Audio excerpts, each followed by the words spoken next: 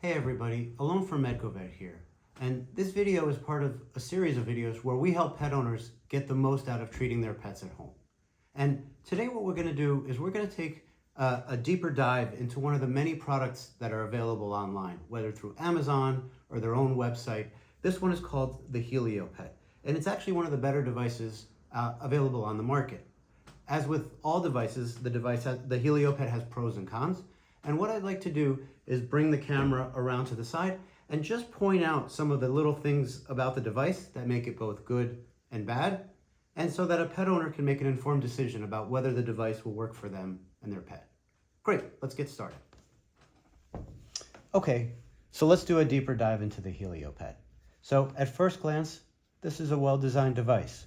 The form factor is great, it feels good in your hand, it feels weighty, which means it feels like a substantial device.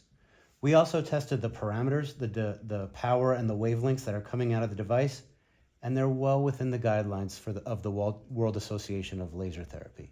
So first off, good job for making a well-designed device with parameters that are well established in terms of veterinary guidelines. Great job.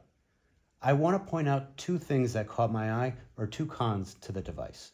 So first of all, it may not seem like a big deal, but there's a small lip around the device, which means there's a little gap of air between where the light is coming out and whether it's the fur or the skin, and that little gap actually makes all the difference.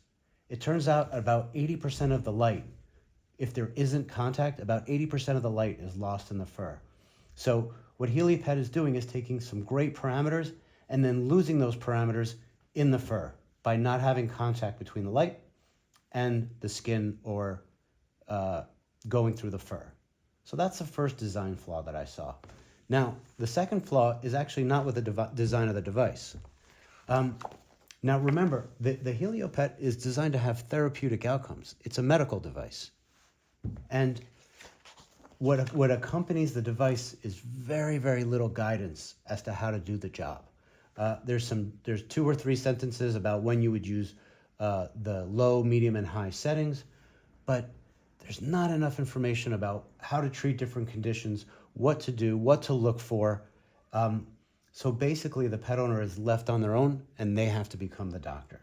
So again, HelioPet starts with a pretty good device, great parameters, really well-made device, and then loses some of the light in the fur, and then loses a pet owner by not giving them the support that they need.